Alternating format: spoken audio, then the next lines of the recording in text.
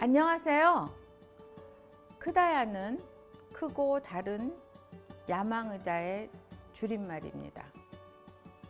우리 크다야의 야망의자 주인공은 어떠한 어려움이 있어도 자신의 결단을 반드시 지켜내는 훌륭한 주인공입니다. 오늘의 주인공은 더욱더 그렇습니다. 모두가 할 수 있는 것을 혼자만 하지 못해도 모두가 할 수 없는 것을 혼자서 해낸 사람입니다. 유순호 작가님은 자신의 저서에 이렇게 썼습니다. 나는 할 수 있다. 나는 할 수 있다는 자신감은 배움의 성과였다. 학력이 짧아서 할 수 없다는 고정관념의 터널을 뚫고 나올 수 있었던 것도 배움의 자신감이었다. 배움의 자신감은 오늘을 행복하게 한다. 어제는 없다. 내일은 오지 않는다. 오늘이 제일 행복하다라는 배움의 자신감은 무엇이든 망설임 없이도 할 수 있다. 배움의 자신감은 겸손을 잉태한다. 생각만 하고 실천하지 않으면 배울 필요가 없다. 배우고 겸손한 자세로 나누고 베푸는 사회. 나는 배움의 자신감을 찾아 나누며 살아갈 자신감이 있다. 작가는 작가의 하는 말과 작가의 삶이 작가 자신이 같아야 작가라고 하는 겁니다. 우리 유순호 작가님을 모시겠습니다.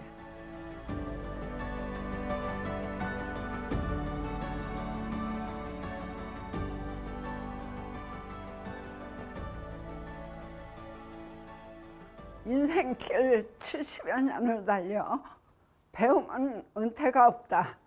저자 도담 유순호 여러분께 인사드리겠습니다. 여러분, 제 발음 잘 들리시나요? 세상에서 이렇게 신선하고 발랄한 아름다운 목소리 들어보신 적이 있으신가요? 저는 오늘 저의 목소리와 발음이 가장 아름답고 정확하게 잘 전달하고 있다고 저에게 칭찬하며 여러분들에게 자랑하려고 이 자리에 섰습니다. 저는 뇌신경장애로 수전증이 있고 음성 발음도 어눌하여 대화에 자신이 없었죠. 하지만 이젠 나는 무엇이든 할 수 있다 라는 자신감을 배움에서 찾아 이렇게 여러분 앞에 자신 있게 서 있습니다. 그동안 수전증을 달고 살아온 인생길은 참으로 가시밭길이었습니다. 초등학교 졸업 후 상급 학교는 생각도 못하고 동생네 뒷바라지와 농사일을 도우며 청소년을 보냈습니다. 제 나이 20살, 막내 동생이 9살 때 어머니는 44세의 젊은 나이로 하늘나라에 가셨습니다. 하늘이 무너진다라는 말이 사실로 다가왔죠. 갑자기 결혼해서 12식구의 결혼생활 1년 만에 시댁에서 차려준 건어물 가게를 차려 다락방으로 분가했죠.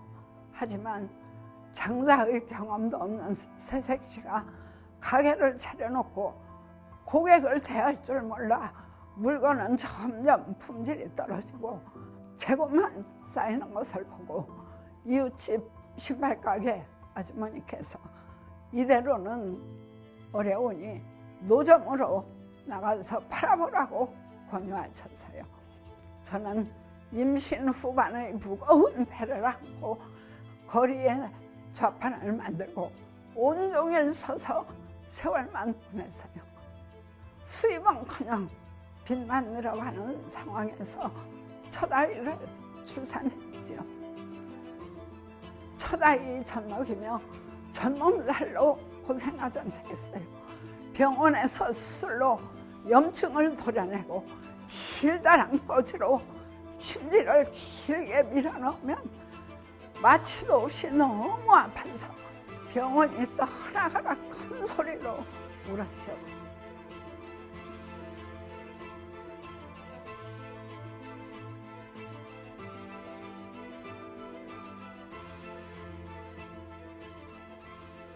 (1978년) 5.1 쇼크로 나라 경제 위기 상황에 고등학교 입구에 낡은 건물이 매물로 나와 대출과 사채를 동원하여 매수하고 그곳에 2층 건물을 신축하여 이사했어요.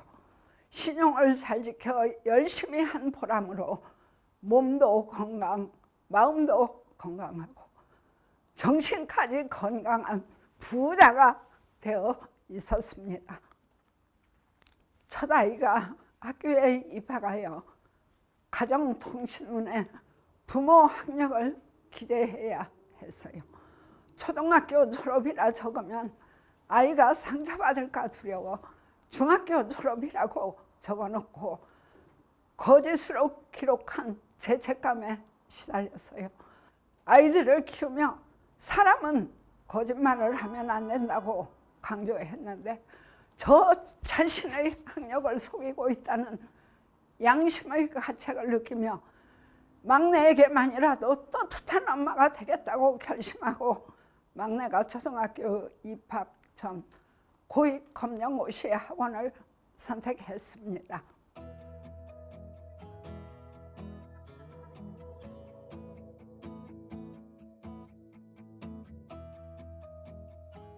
무지의 세계를 탈출하던 기회는 우연히 만났습니다. 자주 다니면서도 제 눈에 띄지 않았는데 그날은 눈에 번쩍 번개처럼 스쳐갔어요. 경북 방송통신고등학교 학생 모집, 나이 제한 없음. 설레는 마음으로 입학식에 참석했어요. 배움에 목마른 사람들이 주중에 일하고 일요일을 이용해 배움의 전당에 모여든 사람들이 운동장을 가득 메웠어요. 격주 일요일 3년의 출석으로 경북 방송통신학교 고등학교 교문을 나왔습니다. 3년의 고등학교 생활은 졸업장이 목표였고 삶의 현장이 사업이라 고등교육은 지식은 한마디로 바람빠진 풍선이었습니다. 그렇게 어려운 상황에서 실버문학, 경영학, 사회복지학 2개의 학사 열매를 거두었습니다.